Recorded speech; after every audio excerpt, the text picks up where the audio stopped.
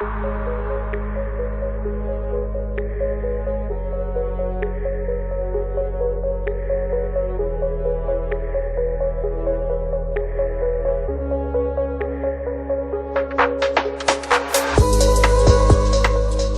and welcome to 10 Minutes On, a podcast where we take a story from the past week and examine it in greater depth with the aim of leaving you better informed than when you started listening. I'm Guy Burton. I've spent much of my career as a researcher and educator across universities in different parts of the world. This podcast is a way of keeping track on developments and sharing what appears most relevant and consequential. I've been producing it for 2 years now. Each episode focuses on a current story, but the aim is to provide context that lasts beyond the immediate news cycle, identifying patterns, themes, and implications that may shape what comes next. If you're new to the podcast, there's a back catalogue covering topics ranging from the Israel-Iran-US tensions and their domestic repercussions to artificial intelligence, its governance challenges, and the material constraints behind it, including computing, infrastructure, and rare earth supply chains. This week's focus returns to the environment, but not climate policy directly. Instead, it's on the development now gathering pace, the likely emergence of an El Niño event later this year. So what is El Niño? At its simplest, it's a naturally occurring climate pattern driven by warmer than average ocean surface temperatures in the central and eastern tropical Pacific. It tends to occur every 2 to 7 years and usually lasts between 9 and 12 months.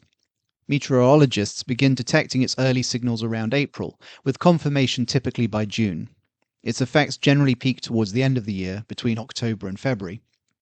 There is a counterpart, La Niña, which involves cooler than average ocean temperatures, and in between, neutral conditions. What matters here is that the system now appears to be shifting. The World Meteorological Organization reported last week that ocean temperatures are moving rapidly from cooler to warmer conditions, making an El Niño event increasingly likely. That shift is significant because El Niño acts as an amplifier. Warmer ocean surfaces transfer more heat and moisture into the atmosphere. That, in turn, intensifies weather systems. The result is not uniform change, but more extreme variation. Typically, El Niño brings heavier rainfall to parts of South America, the southern United States, the Horn of Africa, and Central Asia. At the same time, it is associated with drought conditions in Australia, Indonesia, and parts of southern Asia. It can also influence storm patterns, encouraging hurricane formation in the Pacific while suppressing them in the Atlantic. These are recurring tendencies, not fixed rules. No two El Niño events are identical. This year, some have described the anticipated event as a super El Niño. That label is not used by the scientific community, but it reflects expectations that the event could be particularly strong. Strong El Niños don't come around very often. There have been about 5 since 1950, and the most recent one was in 2015-16. But if the forecasts are right, and El Niño does return this year, the consequences of a stronger one than usual would extend beyond weather variability. Some projections suggest global temperatures could exceed the 1.5 degree threshold and potentially approach or surpass 2 degrees next year. To be clear, El Niño itself is not caused by climate change. It is a natural cycle, and there is ongoing research into the relationship between climate change and the impact it has on El Niño. Some scientists believe that the global warming associated with burning hydrocarbons may be making the oceans warmer, and through them making El Niños stronger. While no link has been definitively found, it is certainly the case that El Niño events are occurring in a warmer global system. That interaction matters because it intensifies the effects. A stronger El Niño in today's climate produces more disruptive outcomes than it would in the past. And there is historical precedent for this. The 1997-98 El Niño, the strongest on record, brought droughts to Indonesia, Malaysia, and the Philippines, while Peru experienced severe flooding. In 2015, another strong event contributed to drought in Ethiopia and water shortages in Puerto Rico. Stronger El Niños can also have a longer-lasting effect on regional weather patterns as well. Time magazine reported earlier this month that a report in December 2025 found that a super El Niño can lead to a shift in sudden and persistent changes over time. After the 2015-16 Super El Niño, the Gulf of Mexico was warmer for several years, leading to stronger hurricanes along the Gulf Coast for several years.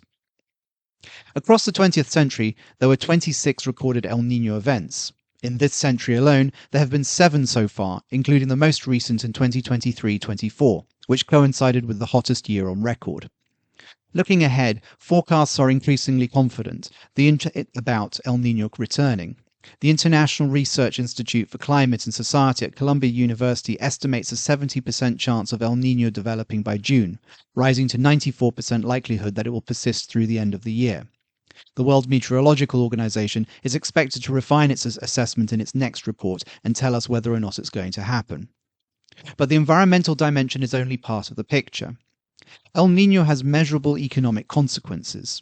Research published in Science in 2023 by Christopher Callahan and Justin Mankin finds that these events reduce economic growth in a persistent way.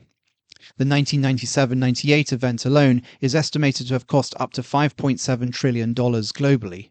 Looking forward, the combined effect of El Niño and the ongoing warming could result in losses of up to $84 trillion over the rest of this century. And those costs are unevenly distributed. On average, an El Niño event is estimated to cost around $3.4 trillion globally.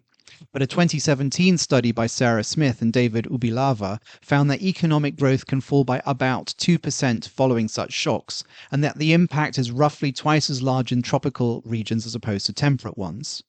This matters because those same regions, particularly parts of Africa and the Asia Pacific, are also more vulnerable to secondary effects. These include the spread of climate-sensitive diseases such as malaria, Rift Valley fever, and cholera, as well as increased exposure to extreme heat. The immediate concern, however, is how the next El Niño event may interact with existing geopolitical and economic pressures. Most notably, the ongoing US-Israel war with Iran and the closure of the Strait of Hormuz. The closure has already disrupted global energy flows. It has also prevented Gulf countries, major fertilizer exporters, from supplying international markets. That constraint feeds directly into agricultural production, and the effects are already visible. In Australia, reduced rainfall has led farmers in the east to scale back planting of wheat and canola. In India, weaker monsoon conditions are expected to affect crops such as rice, cotton, and soybeans, increasing reliance on groundwater. Lower yields, in turn, reduce rural incomes and weaken demand across the broader economy. In Southeast Asia, drier conditions could affect palm oil production. Meanwhile, in regions that may receive more rainfall, such as parts of the United States and Europe, there is a separate risk: excessive precipitation disrupting harvests and damaging crop quality. The UN Food and Agriculture Organization has warned that El Niño will amplify these pressures. Reduced access to fuel and fertilizers, particularly at the planting stage, could significantly lower global food production. There is also a risk that farmers shift towards biofuel crops, further tightening food supplies. The likely outcome is higher prices and increased food insecurity. That, in turn, has political implications. Countries dependent on food imports, such as Morocco, Jordan, and several Gulf states, are particularly exposed. Those same Gulf states are also under pressure from reduced hydrocarbon exports. Rising food prices have historically contributed to political instability.